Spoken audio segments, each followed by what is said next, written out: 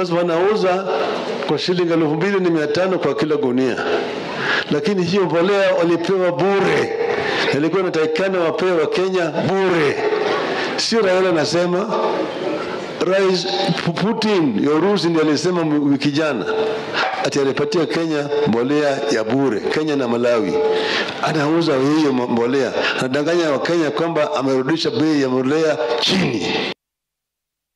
All right, that is Raila Odinga, the leader of Azimio, making a claim there that actually the fertilizer that President Ruto was talking about last week, that is now retailing at 2,500 shillings, that it is the donation from Russia. How true that is? How is it? Well, some, you know, I think even in this media house, royal media, there must be some news item on that because some time back we were told that they were going to get free fertilizer from Russia. So even the recent revelation by the president of Russia, Putin, was just confirming what had already been relayed. But what Honorable Raila is trying to say is that we need full disclosure of this fertilizer thing because you cannot receive a donation of fertilizer and then sell it at a lower price and say you have reduced the price of fertilizer. That's not sustainable. What happens if the stock finishes? It means we go back to our old prices. Number two, I come from Vihiga County, and recently I saw the UDA Secretary General moving around. He went to Kakamega, I think he went to Kisii, then he went to Vihiga, he went to Busia. He's been moving to several counties. And what they are doing is that they even intimidate governors to attend their meetings where they purport to be launching a low-priced fertilizer. In my county, they came to a place called Chavakali, where they invited the governor there and a few other leaders, and they said they were launching low-price fertilizer going for 2,500. My question is, if really is a government project that is being financed by the government, why do you get the UDA party involved? Why? It doesn't make sense. It would make sense if the CS for agriculture, Linturi, is the one doing that. But in this case, they are using that low-price fertilizer for politics. And that confirms that what we are saying, that is a donation, which is being packaged as a low-priced fertilizer. And that is not sustainable. And that also takes us back to the whole debate about cost of living, that the measures they have adopted on cost of living are not sustainable.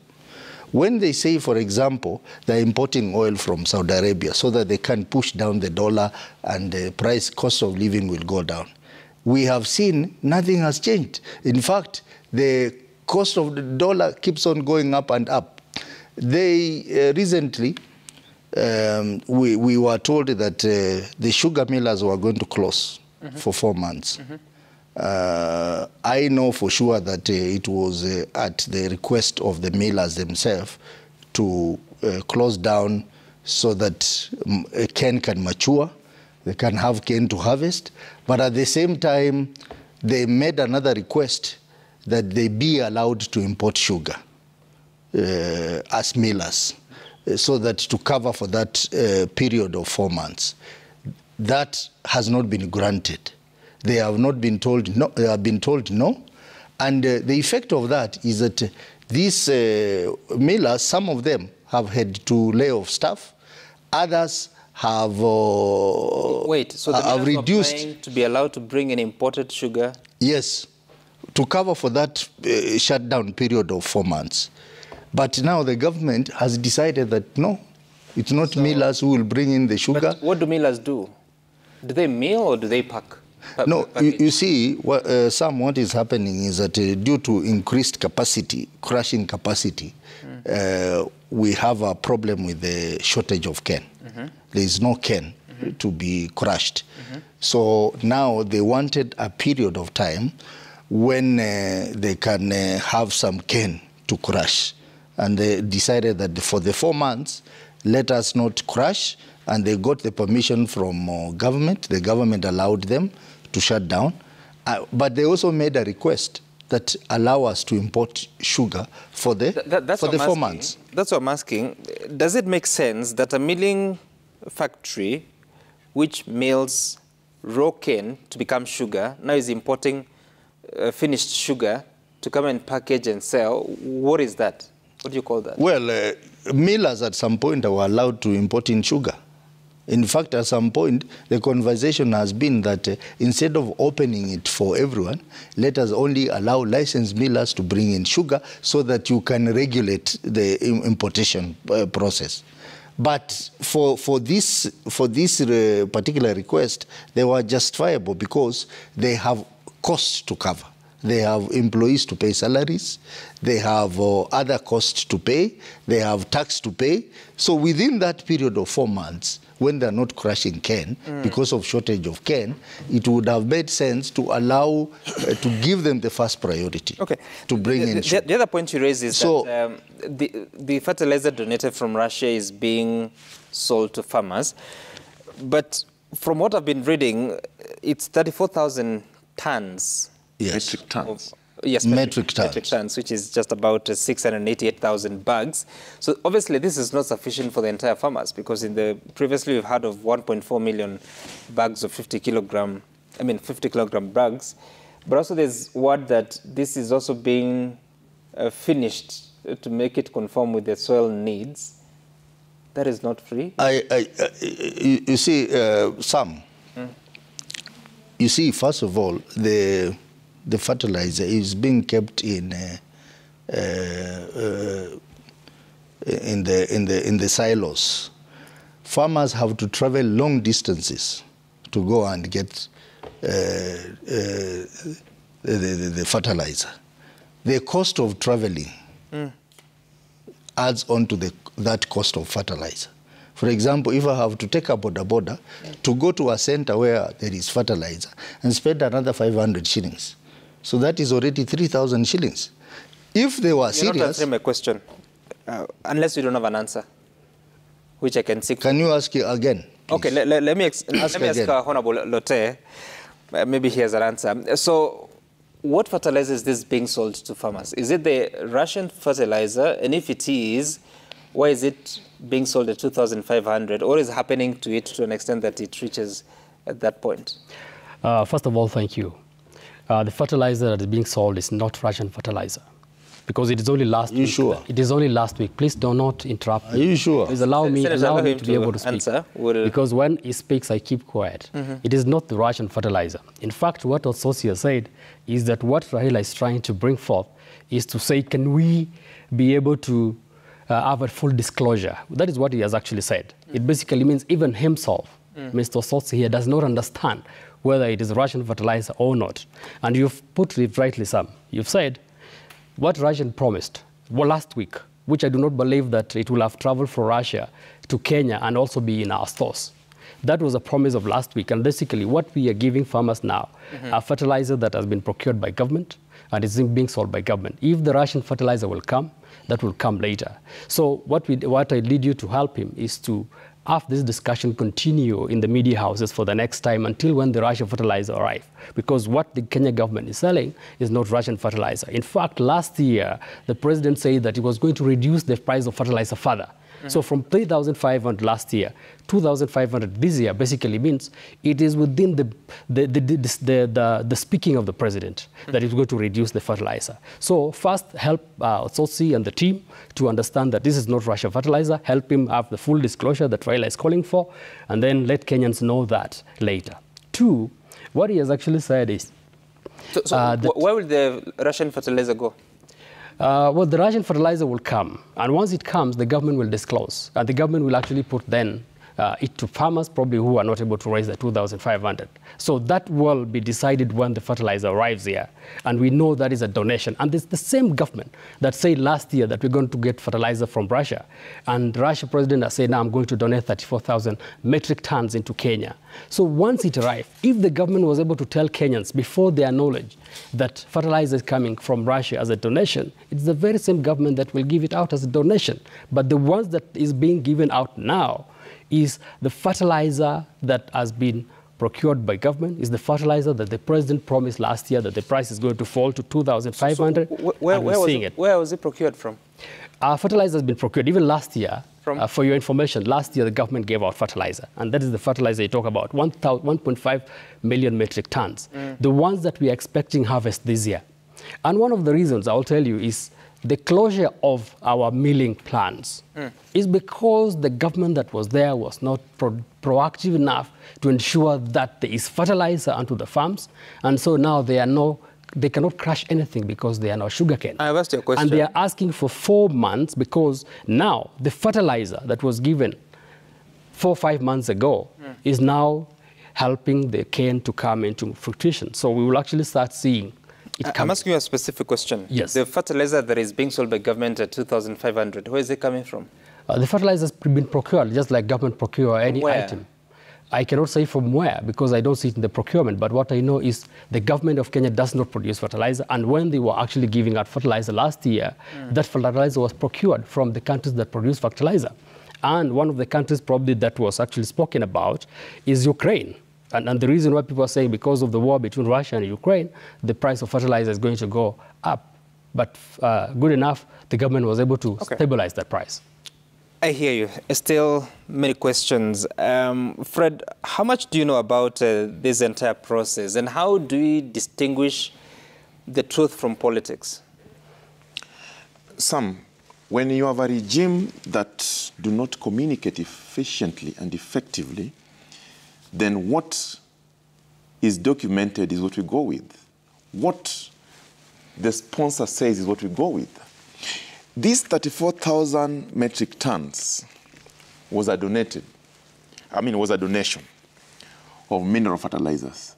Now, this fertilizer, when the Russian president in the Russia-African summit said that they are going to give to what they call destitute countries, I don't know what that means, Kenya and Malawi included. And if the regime do not explain to the people, you can see the way my good friend Lotte is struggling to explain to the public where the government is buying this cheap fertilizer they are telling us. So if the information that is available is that it was a donation, that is what the Kenyans will believe.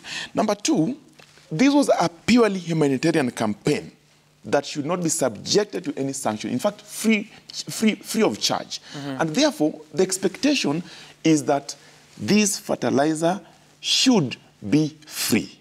But I want to give them the benefit of doubt because Honorable Lotte has said that the government has been procuring fertilizers, even though we don't know where. So if they could do Kenyans a favor, the CS in charge of agriculture should come out and explain to the public that the fertilizer that they've been giving, this is the source, this is what it is. Because even this Russian fertilizer from Russia, when it comes, or if it is there, it should be formulated in a certain manner that now conforms with the standards of what our farmers want. And therefore, in my view, Sam, I think it takes us back to the suitability and competency. If the regime cannot explain to the people that the fertilizer that they are supposedly saying is free is from this source, and this is why it is priced at 3,500, and this is why now we take it to 2,500 as a subsidy, then there's a problem. Those questions must be asked, must be answered. Number two, Honorable Sosi said that if it is a purely government initiative, why do we politicize it and give it to SG of a ruling party to go and talk about it in the villages and use it for political capital? Why is that? That is unfortunate. And therefore, in my view, I think while What is the biggest tragedy that would happen? the biggest tragedy that would happen is that you use a government initiative to lure the farmers politically to your side so that you can get the support. Government initiative like a fertilizer distribution must not be politicized because the farmers do not care whether they are Azimio or Kenya Kwanza or UDA. And do they care who brings it anyway? They care who brings it because Why? they care that it is the duty of the government in place to ensure that services are delivered. That is the duty, that is the law. So they do care about that. Okay. Just a little bit in terms of how. Let me just a just little bit. quickly chip in now. Allow me. Then you. Allow me. Just a little bit. If you look at every government, including Azimio when they were actually doing campaigns, they had a manifesto. And that manifesto has to be told to the people so that when you're delivering, let the people know. So if the Secretary General of a party goes to actually campaign, first of all, they are doing two things. The first thing is to alert people that there is cheap fertilizer and as a part of the manifesto so that people can be aware. Otherwise, then if they don't do that, these people will come here to the studio and say there were fertilizers that were given at night. So first, it is important that the party tells people that we've got fertilizer so that every Kenyan is aware. Two, it is important that the party be able to tell people that we are delivering on our manifesto. So it is upon every government, not only this one, to actually be able to drum out what they are doing. And so if they told people that we're going to give out fertilizer at 2,500, and once that fertilizer is available in the markets like it is now, it is important for the party to go out and tell people that we are delivering. So it is not a sin for any government to be able to tell people that we are delivering on our manifesto. And so what the SG is doing is basically trying to tell people that what we told you is here. So for me, I don't think there is any politicization in it. Okay, all right. Senator, you wanted to have a word? I just wanted to say, to emphasize the point of Russian donation. 2 days ago, there was a very comprehensive and very well-researched story in The Nation. That is on the 5th of August, on this issue of Russian fertilizer donation. It even quoted the Russian farm that is donating this fertilizer, a farm by the name Uralchem Urakal Group that was donating 34,000 metric tons of fertilizer to Kenya. And even at that point, the Ministry of Agriculture is quoted saying that they have received the fertilizer, and what they are going to do, they are going to reformulate the fertilizer so that they can get 100,000 tons to reduce the cost of fertilizer from 3,500 to 2,500 per bag. But I'm concerned, and that's why earlier on I said that the measures that the Kenya Kwanza government is coming up with to reduce cost of living are not sustainable. They are being done in a hurry for political reasons. Because this country requires about 650 tons, 650,000 tons annually of fertilizer. Now, this is only 34,000 metric tons. So, after they have gone around the country giving people fertilizer for 2,500, what happens after that? The price of fertilizer will shoot back up again. And number two, in most of the places where they are selling fertilizer at this time, people have already planted, including my own county. People have planted, they are just about to harvest. Now you are bringing the fertilizer at the end. Most likely, this fertilizer, they'll use it next year in March. That's what I'm saying. There's a season for short rains, which is just up next. Yeah, but not in all places. So I think the measures are, if you look at their measures very carefully, and I think that's the reason why they don't want to discuss cost of living. Okay. Because they know they have been benefiting from this mantra of cost of living. And I can give various examples, Sam, if you allowed me. I talked about the issue of that deal to import petroleum products from Saudi Arabia. It is an opaque deal. It is a deal that should have been subjected to parliamentary scrutiny. It was not done. Why wouldn't you scrutinize it now? Yeah? You're still at the Senate. Why won't you scrutinize? Yeah, I know some committee in National Assembly is currently looking at that issue, and the Senate, I brought up that matter in the Senate as a statement, which to date has not been responded to. We need to know what farms are involved in this. We need to know the content of the loan agreement, because they say it's a loan for 6 months. We need to know how much quantity is being brought in. All that is, there is no full disclosure. Now, they have talked about fertilizer. Fertilizer, clearly, part of it is a donation from this farm called the Oracle. They also said they wanted to import cereals and rice and edible oil so that they can cushion Kenyans from the effects of cost of living. You saw what happened. We were told some of the farms that were involved in this importation were farms linked to people within the government. And even the prices were higher. So it was just an avenue to create opportunity for people to get tenders and make money. Okay. Now, we have talked about this sugar thing. Why can't they allow millers to import so that it's easy to regulate? So who's importing? How much? Because sugar has been coming in anyway. It is not millers. It is other people who have been allowed. And I'm sure there are going to be politically connected people who are going to be allowed to import. So they are actually profiting from this problem of cost of living. And that is why when we say in the talks, we want cost of living to be number one, they say no, we do not want to discuss cost of living because they are profiting from it. Okay, so state of governance it is. I want us to transition to now state of the talks by listening to what the president and Raila Odinga have been saying about the future. Will there be a handshake? Will there not be? They say, both of them, there won't be. Listen.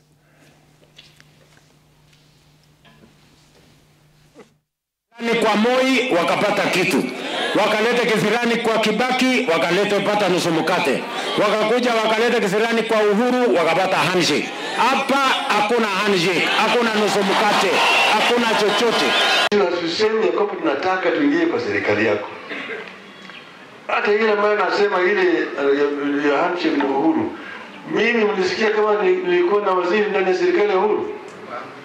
Tulikuwa na serikali, waziri katika serikali ya Uhuru. Tulikuwa hata na nini, na permanent secretary. Hatukuwa naye. Ruto ndiye alikuwa naibu wa rais kwa muda yote.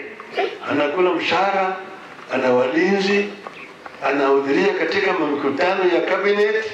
Alafu baadaye anasema Raila ndiye alikuwa anaharibu. Je, mnafikiri wajinga ni wengi sana Kenya hii? Okay, so the two leaders, they agree, no handshake. But also Raila Odinga adds that there may have been a handshake with the President Uhuru, but he never sat in government. But he says there are concerns with the current administration, and he wants a bit of inclusivity. Listen. Ati Ruto anaajiri permanent secretaries 51, 51. Kazi hiyo kwa kila moja kabila yake ni 13. Hakuna hata mkisi moja. Kazi nyingine anaweka 13, hakuna mkisi hata moja. Alafu anaweka hii Nyanza yote, anaweka Wajaluo wawili, anaweka Mkuria moja, lakini kabila yake ni 13. Je, hii ni ungwana? So, what next, Fred? Because he says he doesn't want handshake, but he wants inclusivity. Inclusivity in as far as communities or inclusivity politically? Sam, first of all, let me start by saying that as Azimio, we remain committed to the dialogue. And we remain committed because we believe that these talks will actually provide a mutual solution to the issues affecting this country, as we have explained and outlined. Raila Odinga does not say that he wants inclusivity in government. That's not what he has said. If you look at our statement for last Sunday, we said that we would want to look at inclusivity in the running of government affairs as also a preliminary issue. We have outlined 5 more issues. Now, we know very well that in public appointments, the appointing authority must consider the regional and ethnic diversity of the people of Kenya. What my coalition leader, Raila Amolo Odinga, has said, and he has outlined explicitly, is that in some of those appointments, the appointing authority did not consider the regional and ethnic diversity of the people of Kenya as a principle of constitution. Number two, this regime, they have told us more than once something that Honorable Ruto has not disowned, that it is a company. And they have said the shares, those who have more shares will get more positions. Those who have less shares, less positions. Those with none will get none. They have said that. And it is unfortunate that that statement has been said over and over again without retracting, because we know for sure Kenya is not a company. It's not a limited company. Kenya is a republic that is run by the rule of law. That is what Honorable Raila Amolo Odinga is saying, that as we go for these talks, let's also look at the issues of inclusivity. And again, to reiterate what Raila is saying, inclusivity does not only mean appointments. Inclusivity also means access to services. Are there regions in this country that, as it is today, still don't access services by the state? Yes, they are there. There are quite a number. Maybe because of marginalization, maybe because of resources, maybe because of political inclination, but that is what we want to put on the table. Give me examples. I'm just saying there are certain regions in this country, because of resources, they might not be able to get services as other parts. And that's why we have issues of equalization fund. We have the northern part of Kenya. We have those areas. The reason why those areas are disadvantaged is because they have been marginalized for the longest. And today we have another form of marginalization. Look at the headlines of Nation today. This is marginalization. This one is marginalization. Majority of the young people, the newspaper put the 77% that are marginalized in terms of job and employment. That is inclusivity. These young people are not included. Those are the people that Raila Amolo Odinga is fighting for. We strongly believe, as we go for these talks as Azimio, we'd want to put on the table the issues that Kenyans are really suffering from. Those issues, we have outlined them. Cost of living, the audit of 2022 presidential election. We have talked about restructuring and reconstitution of IEBC. We have talked about preservation of political parties. We have talked about all these other issues, outstanding constitutional issues, governance, checks and balances. So we know that as we go to these talks, first of all, we must be clear, as we are, that no party must dictate to the other of the issues they should bring on the table. We are not dictating to them, they should not dictate to us. But lastly, Sam, Raila Amolo Odinga, our coalition leader, has never said that he's going for these talks for handshake. In fact, we have been very consistent, and Senator Sosi knows that we are not in any way interested in joining Ruto's government. We don't want, we will not, because we know for sure that we are fighting for the people of Kenya. First thing first, we must put the issues that the Kenyans want addressed. Cost of living that they're evading. We must put the issues of inclusivity. We must also address the issues of extrajudicial killing and police brutality that we have seen in the recent past. Okay.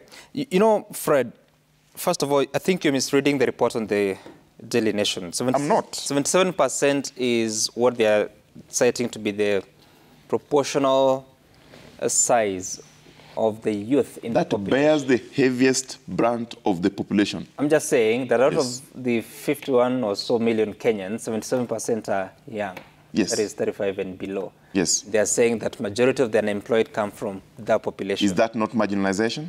Wait, you said that 77% of the young people are jobless. No. Which is what I'm saying. It is not the correct interpretation. Okay, Sam, let me be clear. Says. Let me be clear. Right. The 77% of the young people, these 77% who are the young people, majority of them do not have jobs. It is a fact. You know, majority means more than half. More than half. And that is not factual. No, Sam. You cannot tell me more than half of young people in this country have jobs. They don't. 3 million only. Now, go back to the numbers, the 1.5, the 2.7. What percentage of the 2.95 million that are unemployed are young people? You know, if 77% of Kenyans are young people, half of them is 30, what? 34?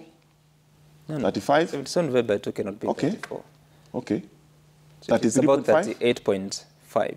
Now, whichever number. 38.5% of the Kenyan population would land you at about 16 million. Now, this 16... Just hold on. Okay. The unemployed Kenyans, according to that report, is 1.59 million. So out of That is not a majority. out of that 1.5 million, how many are young people? What I'm trying to say, Sam, I'm taking you back to the special interest groups, and the youth are among them. When Raila Odinga speaks, he's not talking about only the people who get jobs in government. He's talking about even those who are historically marginalized. The young people are historically marginalized. The other question that you say is that there are areas that are marginalized because of shareholding in terms of the services they're able to access. Give me an example of an area that is politically marginalized. Sam, I said that there are certain areas in this country that are historically marginalized. And those areas, the Constitution provided provisions that can now enable them to be at par. Okay? And I gave an example of equalization fund. So when we talk about those people, we not only look at them in terms of the funds they get in terms of basic development that they need, but also in terms of appointments in government, because those people also are part of the ethnic diversity of our country. And you feel they have not been included in... I feel so. Okay. If statistics is anything to go by what Raila Amolo Odinga is saying, out of the 51 PSS, and he says that majority of them have come from one region, then that means that even those regions that are marginalized, they require a PS. But that's not the issue. The issue is, and this is what Raila Amolo Odinga believes, that in appointing people to public office, the appointing authority must subject themselves to the principle that require that there must be regional and ethnic diversity of the people of Kenya. All right, I hear you. Honorable Loteo, I will hear from you, but first let's listen to what Raila Odinga is saying, because he feels that there's no sufficient commitment to the talks from the Kenya Kwanza side. Tumesema tuzungumze, lakini hapana tisha sisi. Sisi ni wengi kushinda watu yako. Kwa hivyo wewe hapana tisha sisi. Watu wetu wako tayari kuvumilia ili mazungumzo yaendelee. Lakini ukileta fitina basi. So he's saying that if things don't work, then there will be repercussions. What would you say is the state of talks at the moment? Because on either side, there's a lot of still grandstanding and saying we're not going to go into that because it's already being resolved. We have to talk, on this other side, they're saying we have to talk about this. Do you see a situation where they will be in a position to come together and decide these are the issues of concern? Well, thank you, Sam. First of all, I want to just come a little bit into what my friend Okango said. I think he's really done a lot of struggle to justify what he said in terms of youth unemployment. But I think to give credit to where it deserves. For the first time in history of this country, at the close of the financial year, all the county governments got their funding. It's never been like that since the time of Uhuru. All the CDF money has actually gone. That basically means every region in this country has been served by county government and by CDF. So it is wrong to say that there are places in this country where services have not been targeted to go. So that is one. Two, in terms of issues to deal with the sincerity of the talks, I think the sincerity of the talks, like he has said, is that it's only the Azimio side that is talking about what the common person is suffering from, and not the Kenya government, the Kenya Kwanza government. He actually says that the Kenya Kwanza government is running away from the cost of living. I think that is in the contrary, to the very contrary, because as they talk, the Kenya Kwanza government is actually putting measures into place. And the reason why fertilizer was actually given last year, not even this year, this fertilizer we are coming in the second phase. The first phase has actually gone. It is in the farms. And we expect a bumper harvest this year. So the Kenya Kwanza government is actually trying to ensure that the cost of living is brought down practically, not by talks. And then you will see that immediately we start harvesting. And so the Kenya Kwanza government does not run away from the cost of living. It is actually addressing it practically. The last one, in terms of the talks, what you have actually said, is already the talks are scuttled from the beginning. And the people who are scuttling the talks now, from my analysis, is the Azimio principles. Yeah, no. You actually saw Kalonzo Musyoka giving ultimatums in terms of when these talks are supposed to start. When Is it an ultimatum or it was an he said, we will need this talk to actually have been done in a month's time. We need this talk to have been done in a month's time. Is that a problem? And Raila, yeah, there's a problem What for is the that. problem? There's a problem for that. Give me time to say.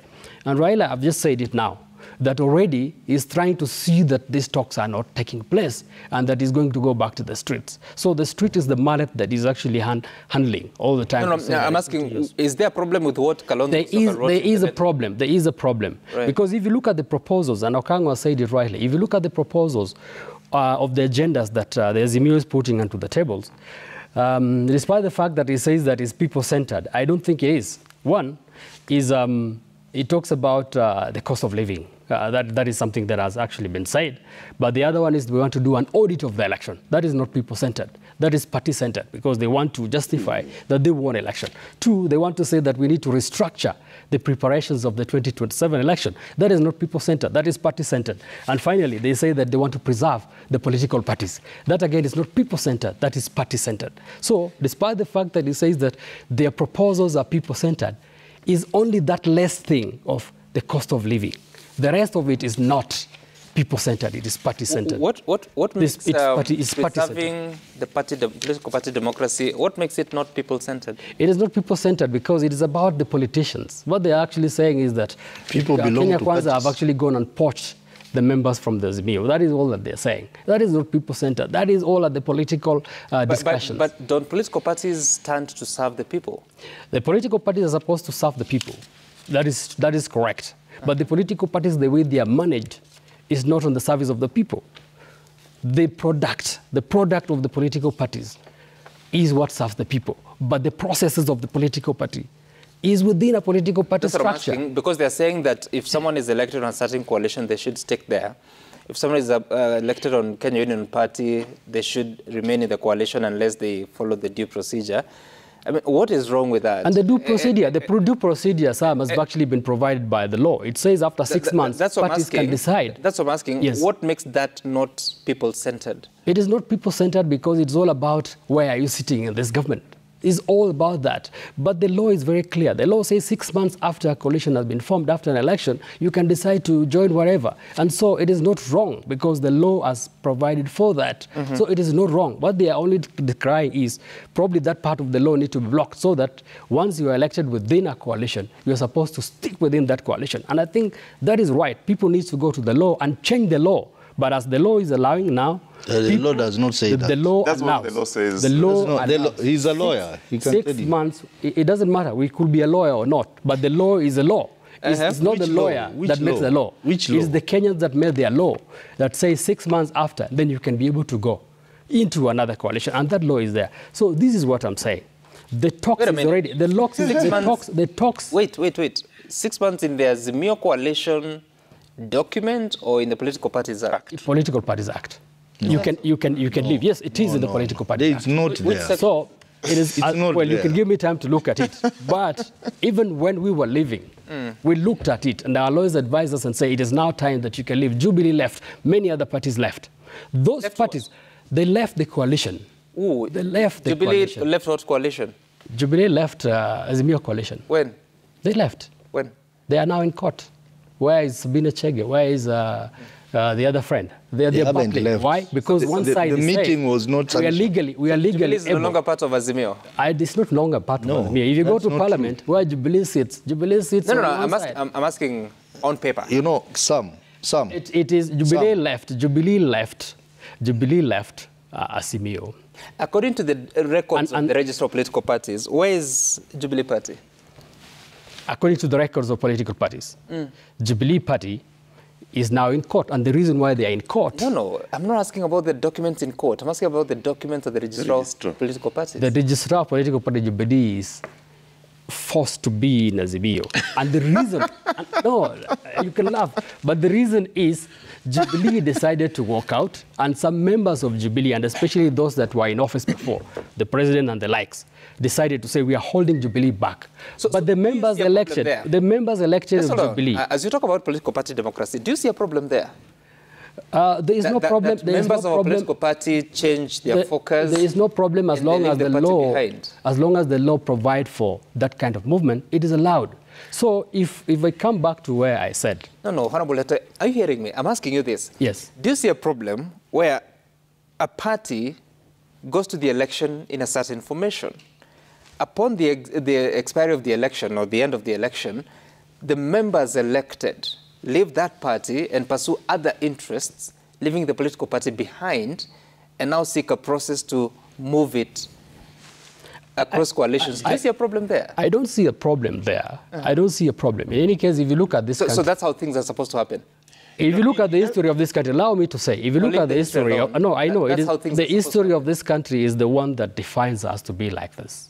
And the reason why in the Political Party Act, 6 months after is when you're allowed. And this is Kenyans who said, we are allowed to do this after this period of time. You need to show me where that... I will.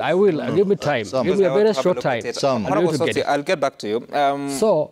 Just hold on. Yeah. Honorable Sotsi, tell me this. So the former Prime Minister is giving ultimatums that if this is not done in a month's time, we'll go back to the streets. Is that in good faith? First of all, Sam, let me tell you, Azimio is not desperate to get into government or for a handshake or for the many things that we hear the other side saying. We are very much focused, and we have consistently stated that our 5 issues, cost of living is number 1 issue, is a people issue. The issue of election, my friend here is saying election is not a people issue. I want to tell him that election affects Kenyans. It affects the lives of Kenyans. So we need an electoral justice that Kenyans will feel that their vote has a purpose. Their vote it means peace. Their vote means progress. So it affects people. Even political parties, respect of political parties affects the people, because it's a political party that produces the leaders who are now being voted for by the people. And it is not proper for a leader to come on a TV station and mislead the people that the Political Parties Act allow one to bolt out after 6 months. It is nowhere in the Political Parties Act. I am an expert in understanding laws and regulations around political parties. And I can tell you what my friend was referring to is a clause in Azimio coalition that allowed parties to exit the coalition after 6 months. He's referring to coalition agreement. Yeah, coalition agreement. He's referring to a coalition agreement, not the Political Parties Act. Because if the Political Parties Act allowed that, the many of the rebels, ODM and the other parties, they would have shifted without facing a by-election. His party has moved from Azimio. They have not even fully moved, because the faction of Honorable Posing is opposing that. So they have not fully, it's just that a few selfish leaders have moved to the other side because they think that's where... You're saying he's selfish? Yeah, because they acted selfishly. They came and signed an agreement with Azimio, and immediately after election, because the other side wanted numbers, they went the other side. So how can you term that? That is selfish. But let me go back to the issue that you asked me about Raila Odinga. Let me tell you, President William Ruto, he's looking bad. He's looking bad in the eyes of many Kenyans. He's looking bad in the eyes of the international community. Why am I saying that? He's the one who initiated the talks. Initially, he brought in President Suluhu to come and engage Raila Odinga and himself. And Suluhu stayed here for 2 days. He never showed up. Raila Odinga acted as a statement and went for the meeting. He never showed up. Number two, he brought in Obasanjo. Raila was called into the meeting. As a statesman, he went, they had a meeting, and then he comes out of that meeting and starts playing these funny monkey games. And you know, sometimes when President Ruto talks, like this weekend, when I saw him on rooftop talking, I mean, you don't see the difference between him as the president and the likes of Ichungwa and the likes of Didmas Baraza. They are the same. He needs to rise above. He needs to be the president. He needs to be the statesman, so that when he engages as senior Pan-Africanism like Obasanjo and engages Raila Odinga in a meeting, he doesn't come there and start behaving differently. Because what he's doing is not statesmanship. It's not statesmanship at all. I saw him in Nyeri and I said, look, is he the president? Or is an equivalent of Didmas Baraza? So he needs to come out and look good. And I want to tell you one thing. What are you saying about Honorable Baraza? I mean, we know who Baraza is. Can you not discuss people who are not here?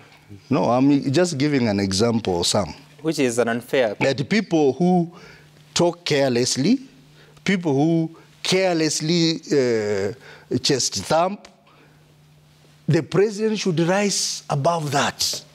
And he should talk less for us to give progress into these talks. You've seen how Honorable Kalonzo is now handling the matter.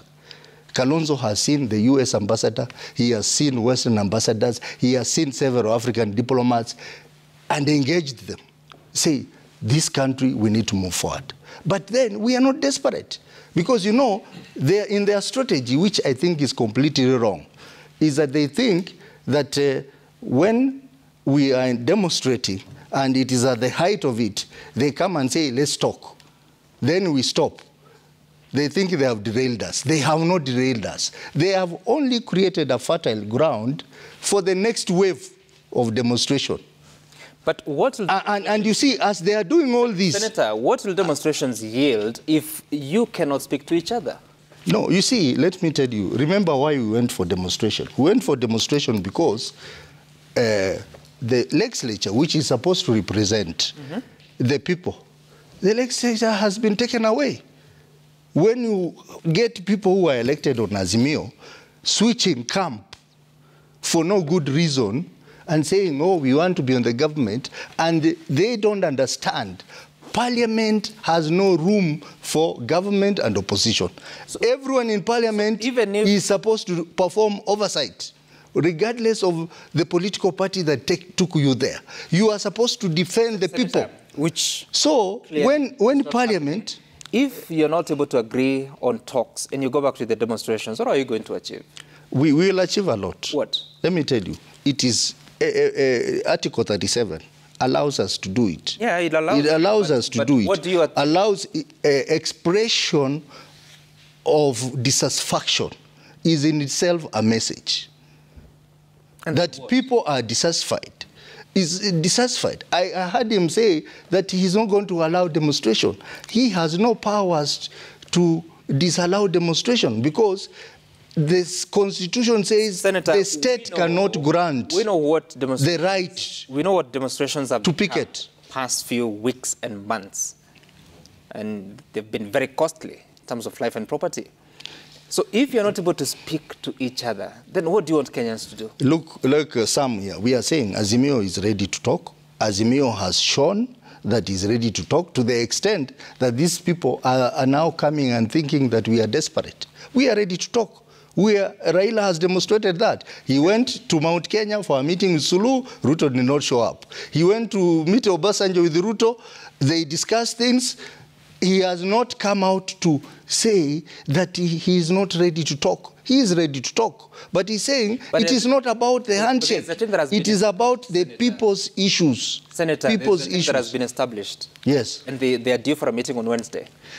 The team has been established. But look at the person they have put there as their leader. Kimani Ichung'wah. He's the leader of majority. He's coming out. But what is he saying in public? Senator, has Kalonzo talked anything negative? That came from He your has side. not. Just hold on. The statement that came from your side and the side of Kenya Kwanza said that the constitution of the committees, or the committee, will have the leader of majority from the National Assembly, the leader of the minority from the National Assembly. Today, the leader of majority is Kimani Ichung'wah. Yes, but once he was appointed there, then he needs to act as a mediator. So you have but the Kimani Ichung'wah we saw in Mount Kenya this weekend, talking carelessly, even telling us that we should go and have talks in Kasarani or in Nyayo Stadium. Let me tell you, Azimio, we are ready to go to Kasarani. Okay. In public to talk, if that is what they want. All right. There's a promise that has been kept, and that is something you need to see in the pictures. They're worth more than 1,000 words. Let's watch those cuts from Nyeri.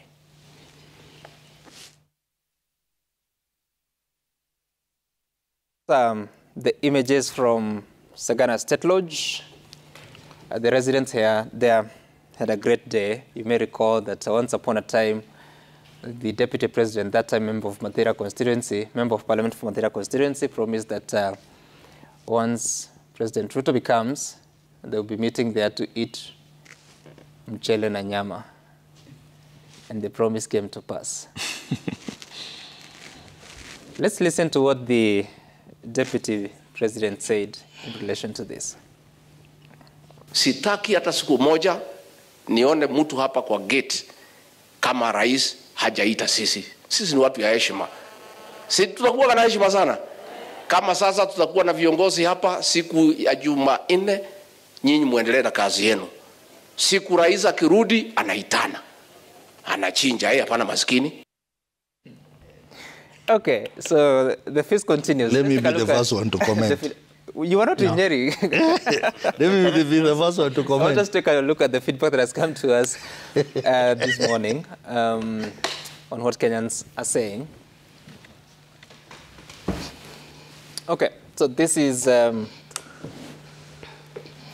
Brian Chamwa. We need to improve governance by promoting transparency in decision-making processes and encouraging active citizen participation in government affairs, such that legislators like Honorable Ote unsure of government initiatives, let them address the cost of living.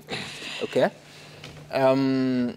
Musoma, every time Kenya Kwanza is cornered by Azimio, they resort to Hakuna Nusu Mkate remarks to trivialize and divert the conversation from the real issues like cost of living, punitive taxation, corruption.